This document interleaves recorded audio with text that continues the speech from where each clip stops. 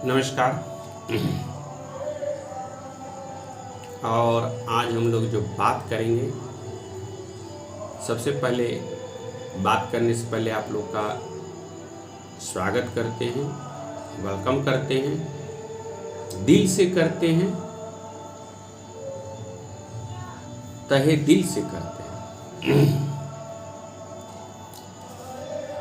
तो आज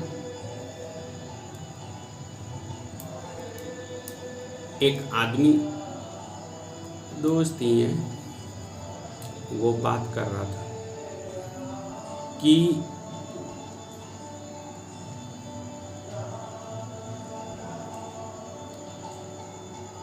हमारा जमीन जो है कुछ भाग रेलवे में चला गया और कुछ भाग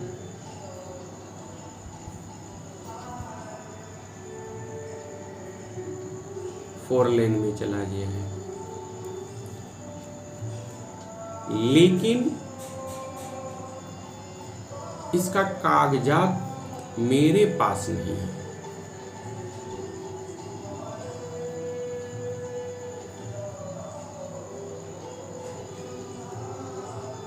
और जो भी अगर कागजात है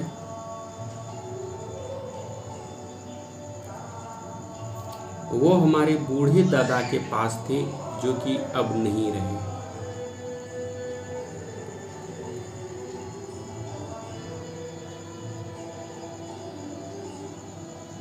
समस्या है कि जमीन उसका चला गया है। जमीन जो गया है उसका नोटिस हर किसी को आया है। अब इसमें बहुत सारे सब हम लोग के यहाँ जो है अनुभवी तो रहते ही हैं, जिनको वास्तव में अनुभव रहता है वो ज़्यादा बोलते नहीं हैं। और हर समाज में एक तेजलाल और होशियार चंद्र पाए जाते हैं। ये ऐसे प्राणी होते हैं जिसके पास कोई भी नॉलेज न रहते हुए वो बड़ी बड़ी बातें करते हैं।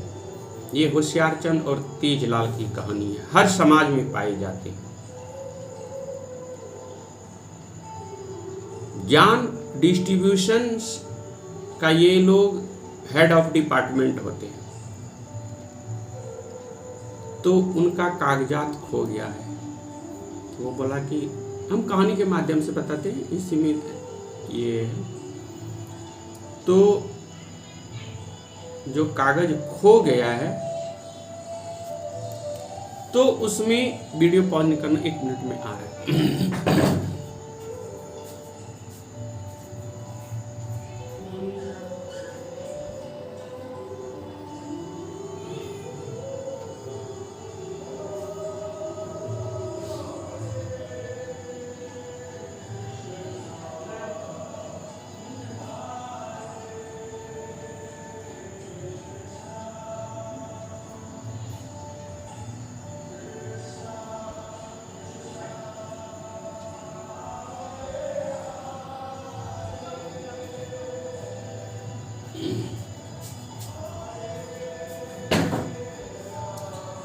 पानी पीने गए थे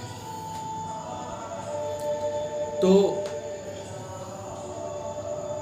बोले खो गया है, लेकिन नोटिस सबको आया है।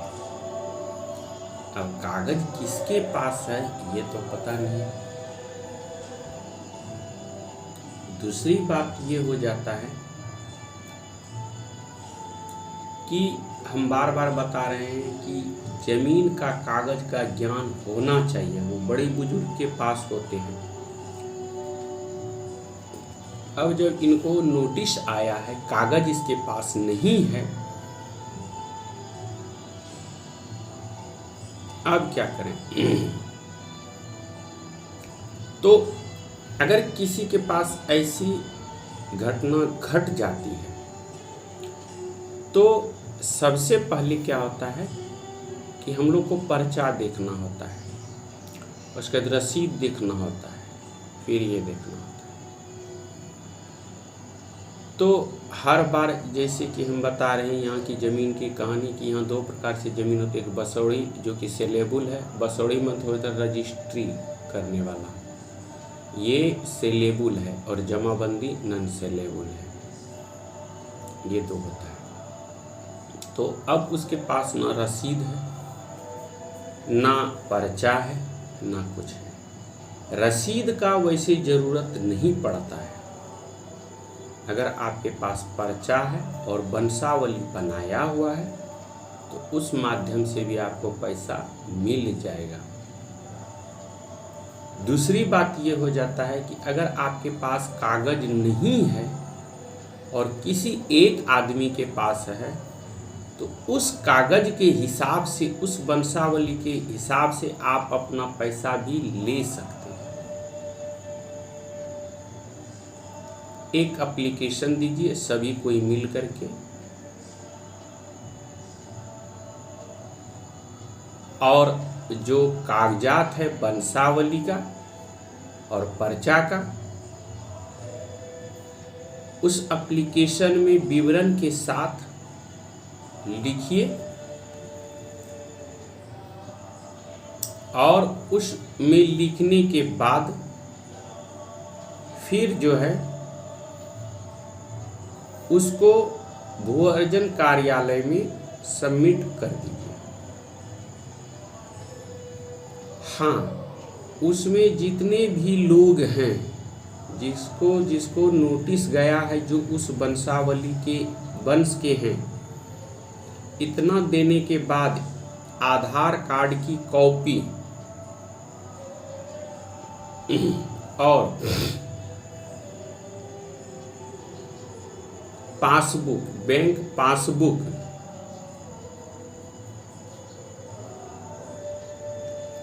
इसका कॉपी, और सब पे जितने रैयत के वंशज हैं सब अपना अपना डॉक्यूमेंट स्पेशल सबमिट करेंगे, या एक भी कर सकते। उनको आप भू अर्जन कार्यालय में दे सकते हैं और वहाँ से आपका जो पेमेंट है वो आपके अकाउंट पे आ जाएगा। जो विवादित नहीं है,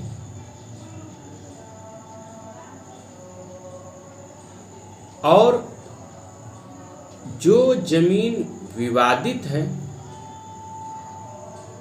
तो भू अर्जन ऑफिसर वो विवाद का निपटारा नहीं करेंगे। उनका सिर्फ काम होता है कि आपका जो पेमेंट है आप शांति से आइए और पेमेंट लेके जाइए। किसी के मन में ये रहता है कि वहाँ मेरा निदान होगा, तो वो आपकी सोच कहीं न कहीं गलत होती है।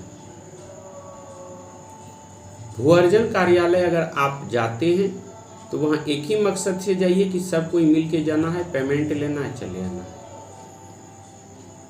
और किसी पक्ष के मन में लोभ, लालच, ईर्ष्या अगर भरा हुआ रहता है तो उसको एक ही चीज सोचना चाहिए और करना चाहिए कि उस जमीन का कागज ले करके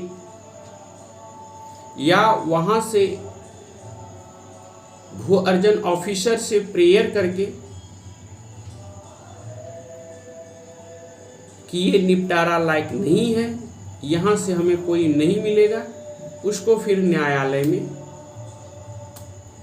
और अगर न्यायालय में जो केस या जो खेत का संबंधी आ जाता है तो फिर बहुत दिन तक वो परेशान होते हैं।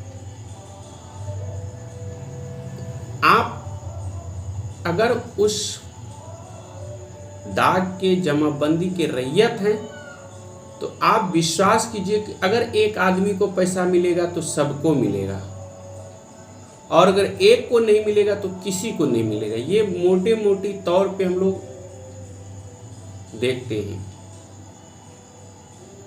कि अगर मिलेगा तो सबको मिलेगा, ध्यान से सुनना, और नहीं मिलेगा तो किसी को नहीं मिलेगा। शर्त यही है कि वंश का होना चाहिए। और अगर किसी के मन में डर रहता है, तो ये वीडियो क्लियर करता है कि ऐसा डरना नहीं है। नोटिस आएगा तो हर किसी को आएगा, उसमें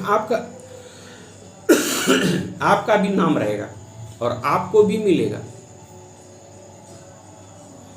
उसमें हर किसी को एप्लीकेशन देना है और एप्लीकेशन के आधार पे पेमेंट लेना है। जो भी डॉक्यूमेंट सबमिट करना है वो डॉक्यूमेंट सबमिट कीजिए और आप ले आइए। अड़चन वहाँ आता है जहाँ किसी पार्टी के पक्ष के मन में लोभ रहता है और वही लोभ कहीं न कहीं डुबा देता है।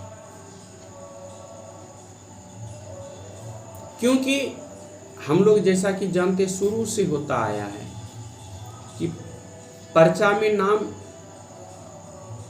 बहुत कम आदमी का चढ़ा हुआ रहता है, वो दादा लोग का ही चढ़ा हुआ है। तो उस दादा के हिसाब से वंशावली बनेगा, जो रैयत है उस रैयत के हिसाब से सबको मिलेगा। और बहुत सारे सब ऐसे आपके पास डॉक्यूमेंट होंगे, पर्चा होंगे जिसमें आपका नाम या बाबा का नाम या किसी के पिताजी का नाम नहीं चढ़ा होगा। कारण ये होता है कि अगर मान लीजिए वो नहीं चढ़ाया है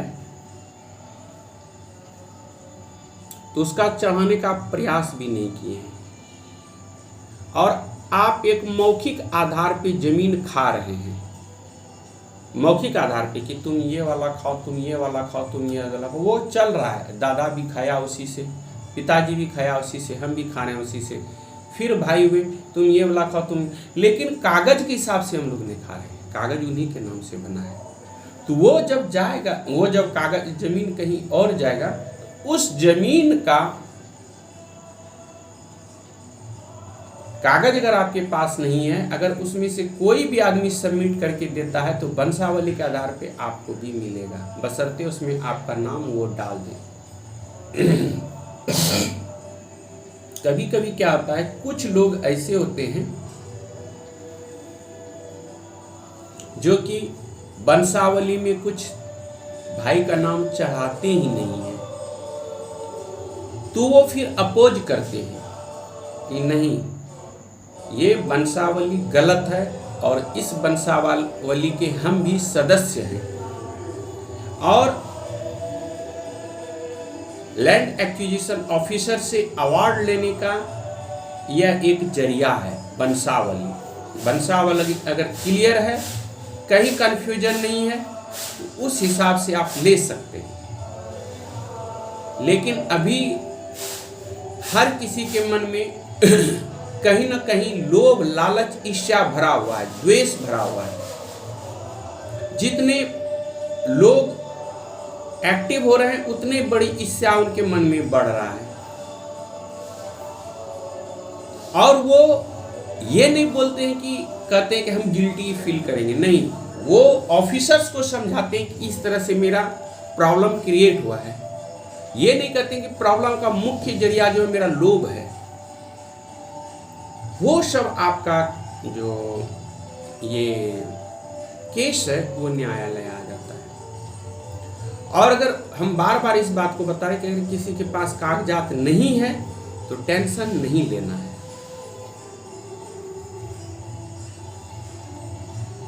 5 आदमी, 7 आदमी, 9 आदमी किसी के पास अगर है तो वो हो सकता है। हाँ, अगर किसी भी आदमी के पास नहीं है, वो शुरू से बाहर में रहा है, उसका जमीन जो है कोई दूसरा आदमी खा रहा है और नोटिस उसके नाम से आया है, जिसका वो रैयत का वंशज है, तब आपको कागज बनाना होगा। उसमें रसीद, पर्चा, वंशावली, एप्लीकेशन, आधार कार्ड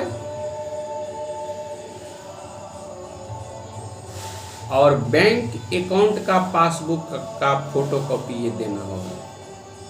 अगर टोटल वंशज आ जाते हैं, कहीं आप दूर में हैं, आपको नोटिस के माध्यम से बुलाया जाएगा और वो आपका होगा, बशर्ते सब पार्टी को, पक्ष को इक्वल रूप से आना होगा। और अगर नहीं आते हैं तो तब फिर स्टे लग जाएगा और ये होता है।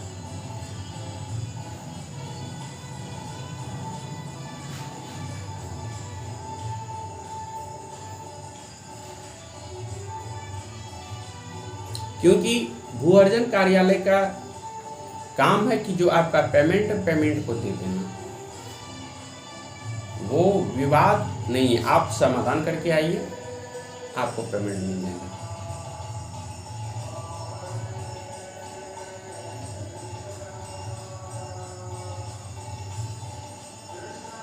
और सबसे बड़ी बात है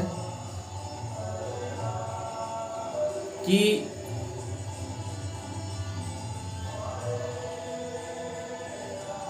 आपको जमीन का निकालना चाहिए। अब शर्त हो जाता है कि जैसा कि हम बताएं, किसी के पास जमीन का कागज नहीं है, किसी के पास भी नहीं, कोई पक्ष के पास नहीं, तब क्या करेंगे? तो 1 मिनट में आते हैं, फिर बताते हैं।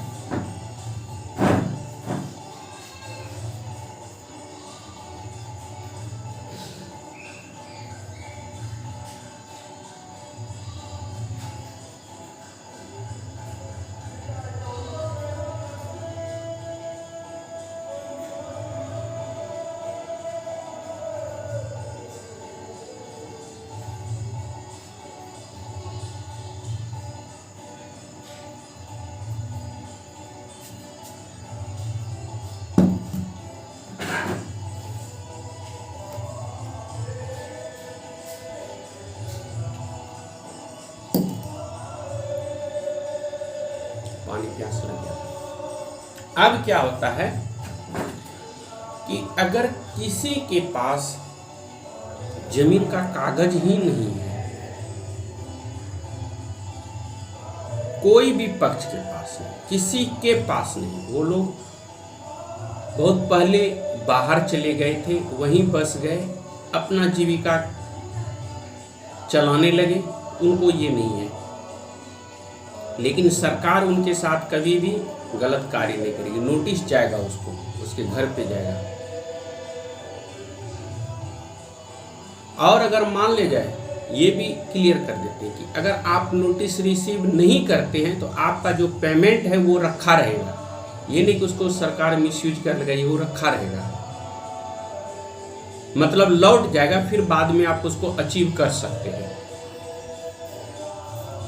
अब शर्त हो जाता है कि मेरे पास कागज ही नहीं है, कुछ भी नहीं है, तो आप तो एक बड़े बुजुर्ग के माध्यम से जमीन का पता लगा सकते हैं। और अगर आपके पास कुछ भी नहीं है, तो जैसा कि हम बता रहे हैं कि यहाँ 2 प्रकार का जमीन होता है, एक जमाबंदी और एक बसौड़ी। जमाबंदी जमीन है तो जमाबंदी जमीन के लिए भी रसीद के लिए 2 जगह आपका एक है। अगर आपके क्षेत्र में प्रधान नियुक्त है, इस बात को अच्छी तरह समझना, अगर प्रधान नियुक्त है तो वहां आपका रसीद मिल जाएगा।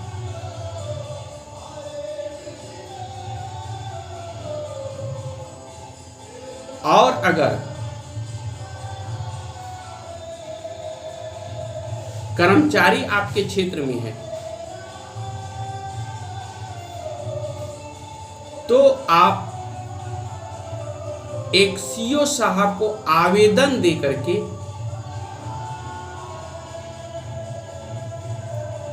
और उसमें जो आपको नोटिस मिला है उस नोटिस का फोटोकॉपी लगा करके सीओ साहब को अगर आप आवेदन दे देते हैं तो फिर आपको जो रसीद है वो रसीद बता देगा कि आपका कितना दिन का रसीद कटा हुआ और कितना दिन का नहीं कटा हुआ है। ये करना, ये अगर आप कर लेते हैं तो उसमें पता चल जाएगा कि आपका दाग नंबर, किस दाग का जमीन गया है, उसका रैयत कौन है, कितना जमीन टोटल कुल है, और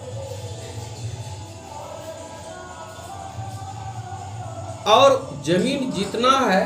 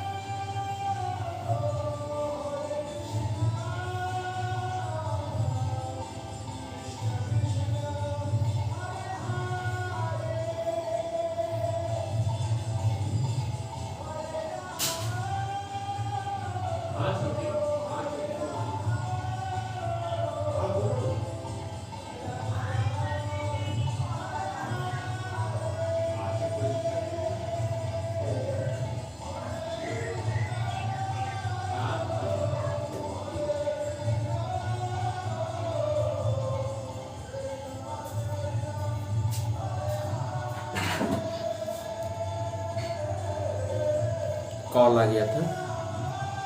तो अब समस्या हो जाती है कि अब आप रसीद तो ले लिए एक प्रधान के जरिए से, और अगर कर्मचारी रह रहा है तो सीओ साहब को एप्लीकेशन दीजिए, और जैसे कि हम बार बार कागज में बता रहे हैं, वहाँ से आपका ज़मीन का ब्यौरा आपको मिल सकता है प्रधान के पास से या सीआई से, सॉरी सीआई बोलते कर्मचारी से। ये दोनों मिल अगर जाता है तो आपको पेमेंट लेने में कभी भी समस्या नहीं होगी। उसके बाद क्या होता है, जब सब कुछ आपके पास आ जाता है, अब बचता है पर्चा।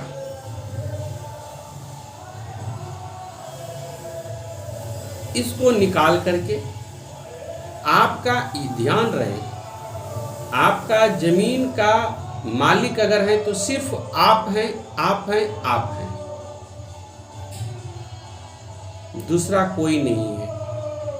हम लोग भले मिल बैठ के बांट के खा लिए हैं कि थोड़ा तुम खाओ, थोड़ा तुम खाओ, थोड़ा तुम खाओ, लेकिन ऐसी कोई बात नहीं है।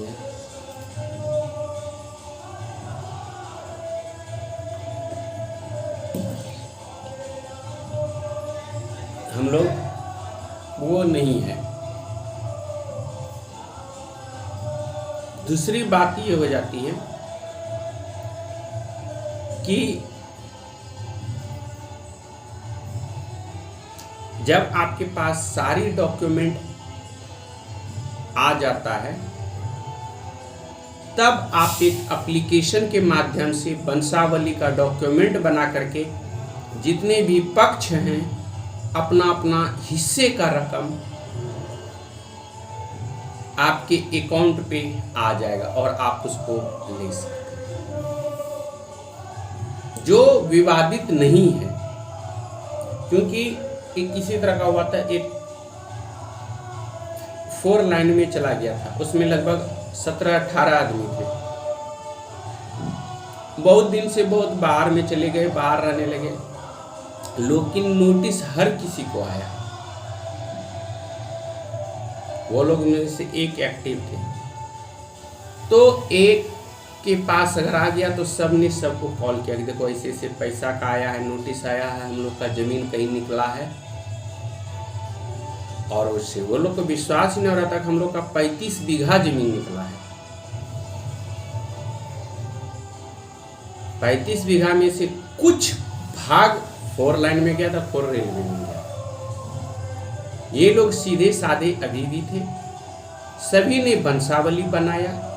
और जैसा कि हम बता रहे हैं कि अगर लेना है तो भू अर्जन कार्यालय में जाना है। भू अर्जन कार्यालय में जा कर के जमीन का जो कागजात है, पर्चा है, रसीद है,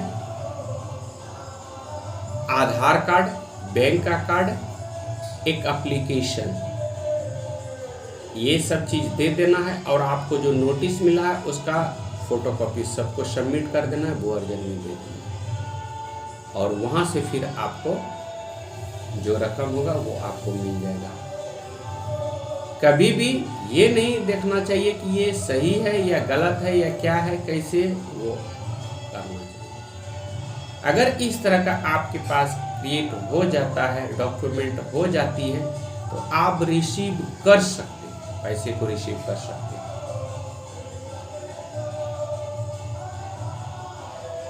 बस शर्त यही होता है कि आप उसको यूज कैसे करते हैं, आपके पास जानकारी है या नहीं। और एक बात, ये इतनी सी बात के जानकारी के लिए आपको विश्वास नहीं कीजिएगा, 6 माह दौड़ना होगा, जो बात अभी हम बताएं।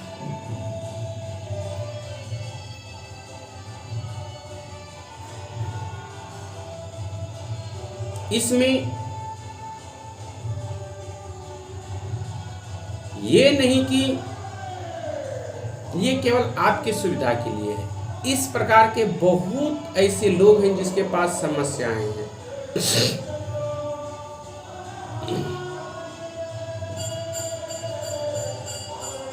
और हर हमेशा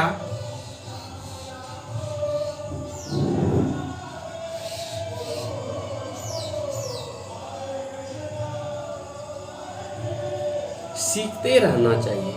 कागजात आपका आपके पास आ जाएगा और आपका रकम है, आपका रहेगा। हम बताएं, उन लोग को पता भी नहीं था हम लोग के नाम से 35 बीघा खेत है और हर दाग में था, हर भाई का था। जो भी 5 बीघा, 2 बीघा, 1 बीघा, जो भी हिस्सा हुआ खुशी से लिया। झारखंड में अगर किसी का वंशावली का जमीन है, वंशज का है, तो सिर्फ उसी का हिस्सा है, उसके बाद किसी का नहीं है। भले ही उस पर कोई रह रहा, क्या होगा वो अगर नहीं, लेकिन कागज उसी के नाम से होगा, रसीद उसी के नाम से कटेगा।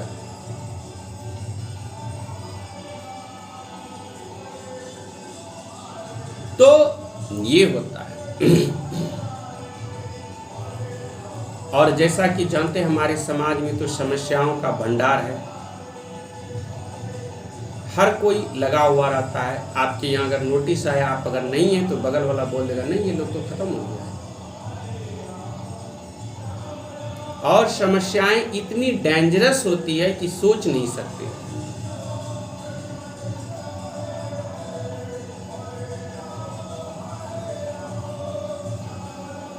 हर प्रकार से, हर क्रिया से आपको जानकारी रखनी होगी। तो कभी भी ये नहीं सोचे कि अगर मेरे पास कागजात नहीं है तो मेरा पैसा बर्बाद हो जाएगा, कोई ले लेगा, ऐसा कभी नहीं होगा। अगर कोई एक पार्टी देता है या कोई देता है तो ध्यान रखिए कि वो वंशावली के आधार पे ले सकता है। हाँ, यहाँ ये भी आपको जानकारी रखनी होगी कि अगर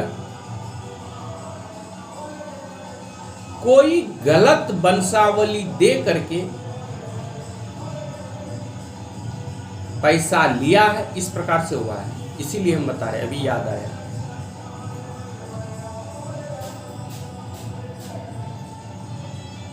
गलत वंशावली दे करके पैसा वो निकाल लिया है, तो आपके पास ऑप्शंस हैं पैसा रिसीव करने का।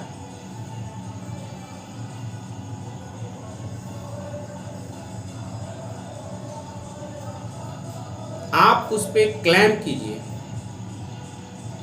क्लेम का आवेदन आप भूअर्जन को दीजिए और जहां से रिसीव किए हैं वहां से दीजिए, क्योंकि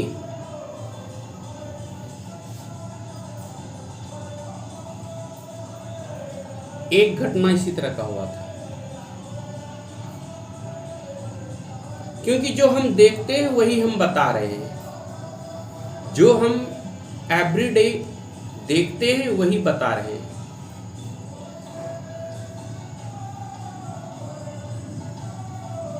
एक में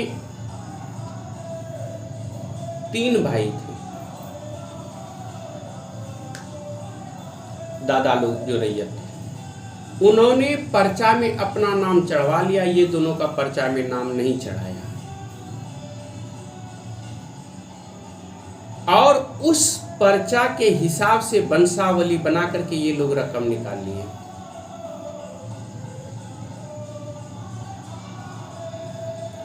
अब अगर रकम निकाल लिए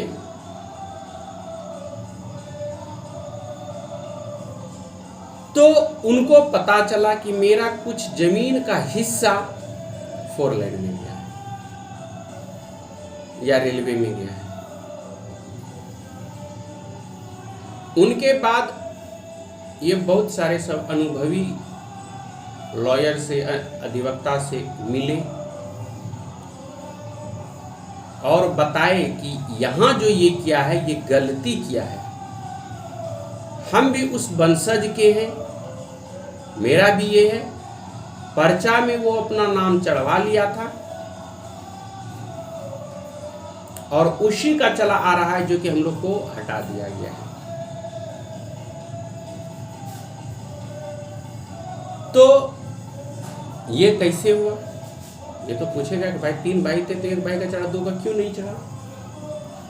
क्योंकि उस समय जो था पिता के बाद बड़े पुत्र को ही पिता का दर्जा दिया गया, वो सब था। लेकिन ये कोई नहीं जानता था कि ये बड़े भाई के रूप में शैतान भी है इसके दिमाग में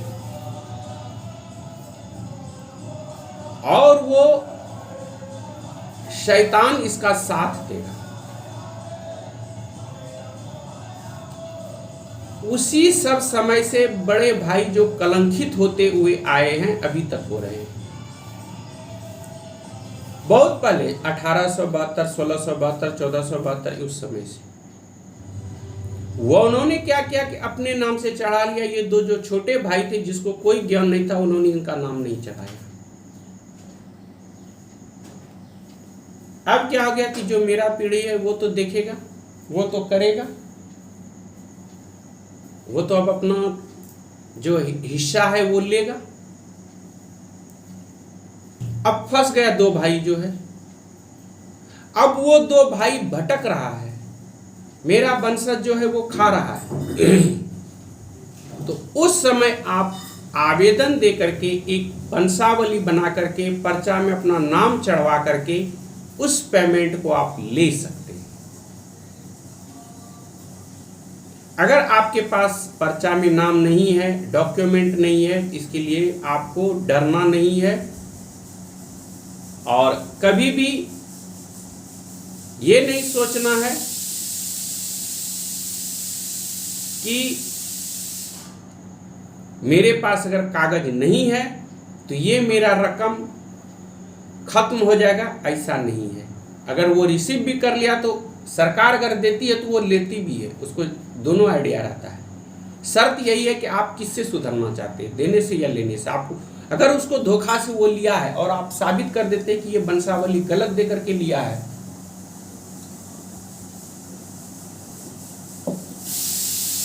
वो अपराध की श्रेणी में आएगा। इस तरह से समस्याएं हो जाती है। हर बार हम बताते हैं कि कभी भी जो है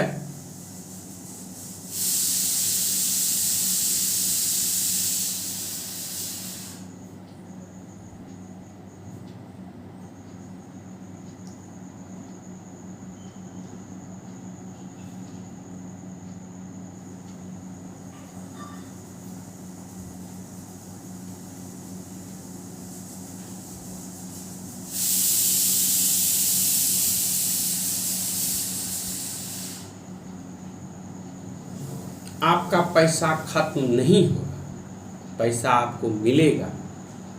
हाँ, लेकिन आप जितना दिन ऐश किए हैं, कैश किए हैं, जानकारी प्राप्त नहीं किए हैं और अचानक आपको याद आ जाएगा कि मेरा भी वहाँ हिस्सा है, तो वो तो परेशानी उठाना ही होगा। और अगर परेशानी नहीं उठाते हैं तो फिर लोभ, लालच, ये सबको लाना होगा। कभी भी आपका पैसा खत्म नहीं होगा सरकार की तरफ से, अगर उसको कोई मिसयूज नहीं किया है, क्योंकि अभी हर किसी का दोस्त जो है मानव कम है, शैतान ज़्यादा है। और शैतान वो हर हमेशा बुद्धि देता है शैतानी ताकत का।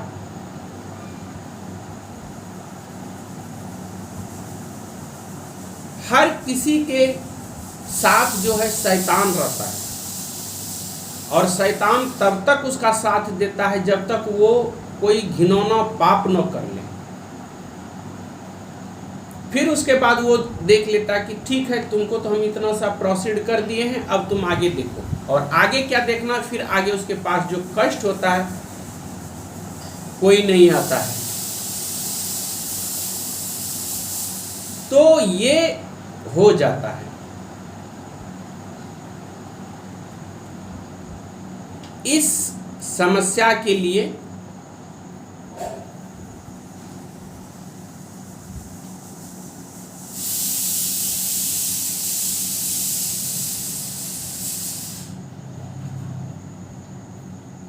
ये सब कार्य करना होता है, और इसके बाद फिर आपको पैसा मिलेगा। लेकिन मोटे मोटे तौर पे सोचिए कि पैसा आपका कहीं इधर उधर जाने वाला नहीं है,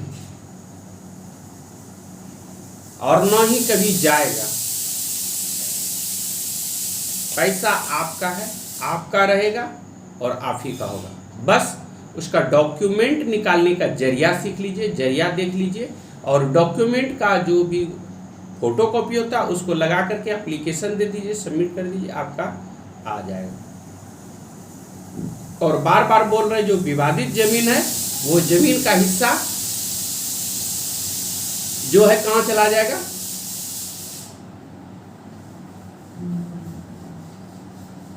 रिटर्न हो जाएगा। फिर आपका फैसला आएगा, फैसला होने के बाद अपील में जाएगा, अपील होने के बाद यानी कि आप बुजुर्ग हो जाइएगा, पैसा ज्यों के त्यों रखा रहेगा, वो फिर आपका होशियारी खत्म हो जाएगा।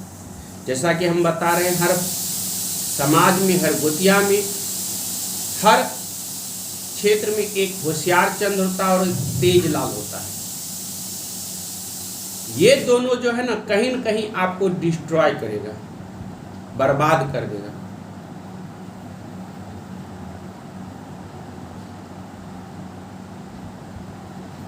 तो ये सब समस्या हम लोग के पास आता है, और इस समस्या का हम लोग ज़्यादातर कोशिश करते हैं कि निदान हो। लेकिन कभी भी ये नहीं सोचेंगे मेरा पैसा खत्म हो गया या हो जाएगा। अगर नहीं रिसीव कर पाएंगे तो वो सरकार के पास फिर लौट जाएगा, लेकिन आपका जमीन लेगा।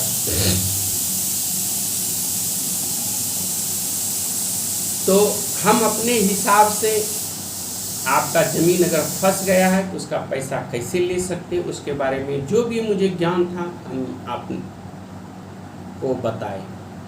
अब अच्छा लगना, ज़रूरत होना, ये आप पे हो जाता है। और अगर किसी भी प्रकार का समस्या हो तो आप अनुभवी अधिवक्ताओं से भी सलाह ले सकते हैं। वो भी हो सकता है हमसे अच्छा आइडिया दे, अच्छा सलाह दे, अच्छा मशविरा दे। अनुभव है, और अनुभव केवल ये नहीं कि जो हम बताए वो बता दिए। अनुभव ये कि क्रिएटिंग माइंड हो, टेक्निकल हो, बुजुर्ग हो। जैसे यहाँ 2-4 लॉयर ही अब उस तरह से बचे, अधिवक्ता।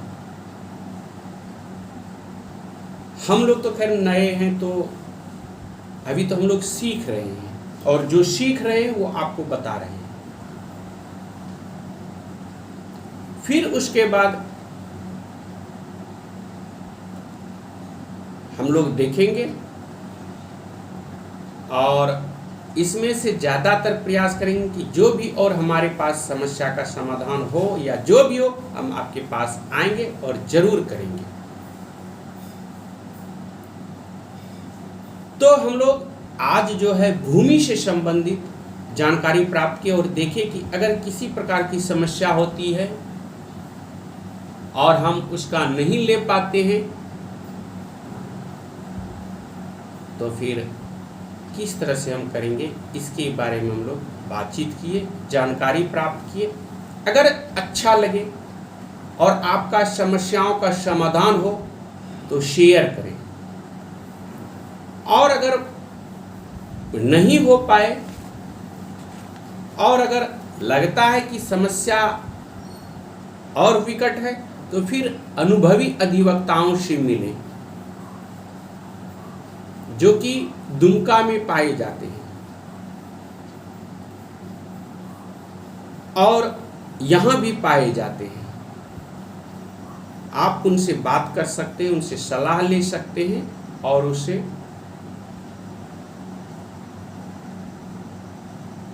मशविरा भी कर सकते हैं। लेकिन आपको ये करना होगा और विश्वास कीजिए आपका पैसा जहाँ है वहीं लेगा। शर्त यही है कि इसमें कोई न तो बिचौलिया हो और न ही कोई गलत ढंग से पैसा निकालने वाला हो। और अगर कोई गलत वंशावली देके कागज निकाल लिया है तो आपको सोचना नहीं है। आप जो है उसको कर सकते हैं, उसको निकाल सकते हैं। आपका पैसा डूबने वाला नहीं है। तो वीडियो अगर अच्छा लगे तो प्लीज़ शेयर करें। और हम इसलिए आप लोग को बता रहे हैं कि इतना सा वीडियो बनाने में आप लोग को बहुत सारी परेशानी होगी। आपका कोई 6 महीना साल भर इतना रन कीजिएगा तब इतना आइडिया आएगा कि क्या निकालना है, कैसे निकालना है, कहाँ जाना है, फिर कर्मचारी को खोजो, प्रधान को खोजो, पर्चा जाओ, यहाँ जाओ, वहाँ जाओ। तो ये सब समस्याओं से इसको ये किया जाएगा।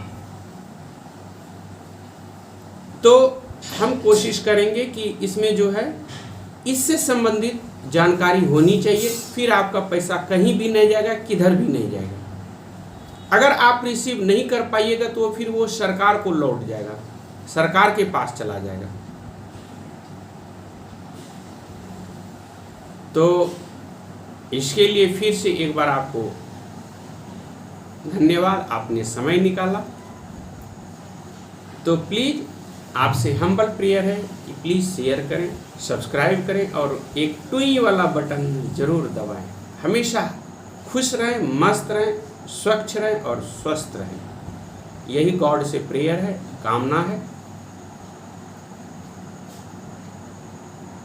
तो जय हिंद, जय भारत।